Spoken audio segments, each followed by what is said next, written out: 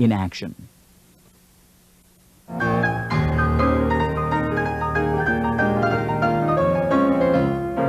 Coming up next, a forum titled The New Black Voice of the 90s.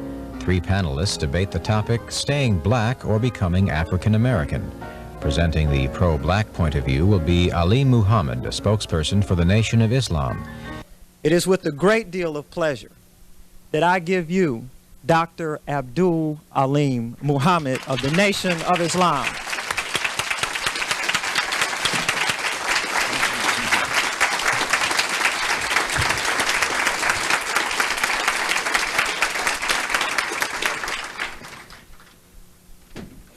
I'm so glad that we are having this opportunity to discuss the issue that has been put on the agenda of whether or not it's time to change from being black into something that is being called African American. I am very happy to see that we have now grown in maturity as a people, that we are actually able to have such a discussion where in fact everyone does not agree with everyone else's view, but we have become such good brothers and sisters of one another that we are able to disagree and yet not become disagreeable. See, to equate African American with terms like Italian American, Polish American, Russian American is to destroy the reality of how we got in this country.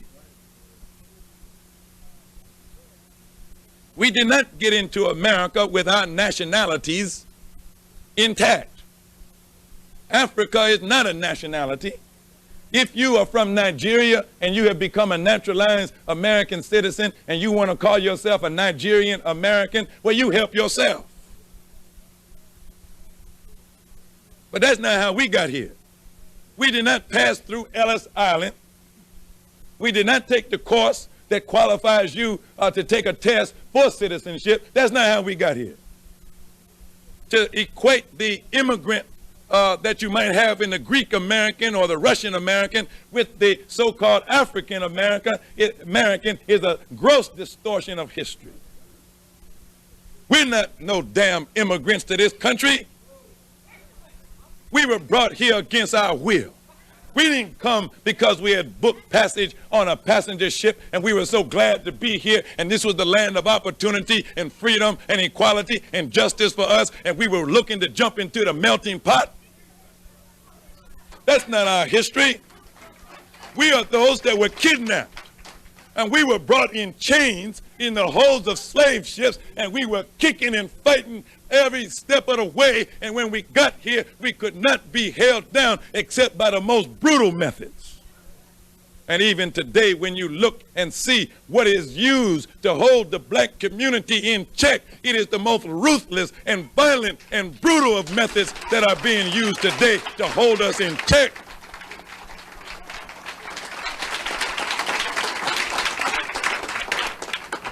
So we don't want to rewrite our history. Let me say something else that's going to make you mad.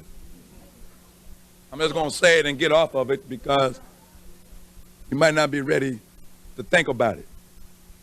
But I'm going to put it in your subconscious mind. It's going to come up later. See, even you are guilty of those of you who are advocating this African, you're guilty yourself of trying to distort your own history. So you want to pretend like you are the same people that was brought over here 400 years ago.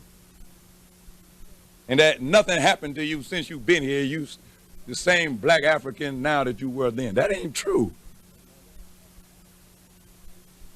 I'm reminded of Richard Pryor. He went to Africa. He asked the brothers in Africa, he said, "What tribe do you think I'm from?" They said, "The Italians."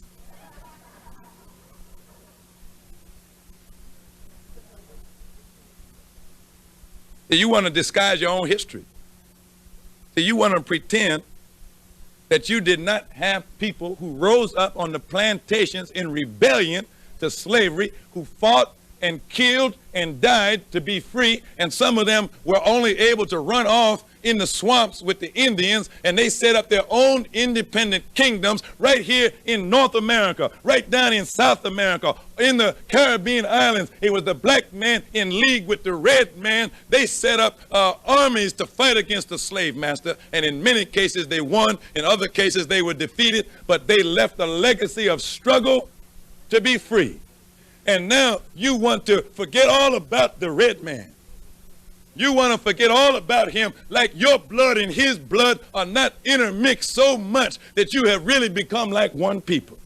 I bet if I asked you the question, there's not one of you sitting up here that does not have the blood of the red man flowing in your veins. And now you know I'm coming to something else too, that you don't hardly like to admit. You're just as bad as white folks who also don't like to deal with it. See, when you look at yourself in the mirror, brother, you know why you look like you look. You know that that slave master raped your grandmother. You know he went into the black woman and planted his wicked seed in the womb of the black woman, and that's why we're such a spotted up people today. And so when you just want to use this term African American, you're using it as a cover to hide yourself from what actually happened to you because you don't want to face the facts of your own reality. You're letting the slave master off easy because you're scared to call him a rapist. You're scared to call him a murderer. You're scared to lay on him everything that he did to us to destroy us as a people. But you yourself bear witness to it just in who and what you are. So don't deny yourself, man. What are you? Yeah, you are some of those people that they might call black Africans. That's part of your heritage. Ain't no doubt. You also got that red man's blood in you too. And according to what we've learned, they traced their family history. The Honorable Elijah Muhammad said they came here 16,000 years ago from Asia. They're Oriental type people. And you got that slave master's blood in your veins too. So it means a whole lot of you walking around with European genes. I told you wouldn't like it. And I told you ain't ready to deal with it. But it's the truth. And so it means that you need to look at what God has produced in you. If we're living at a time of universal trouble and universal confusion and universal revolution, then there is a need for a universal teaching and a universal vision. There's a need for a universal people to rise up out of the earth to become the universal rulers for all people. And there is no other people who qualifies on the face of the earth other than the black man and woman in America. There's you, that's your destiny, and the sooner you are willing to face up to your divine destiny and play your proper role in the evolution of world history, then the sooner we will enjoy a kingdom of peace and happiness and true brotherhood for all men, regardless to color, creed, class, or national origin.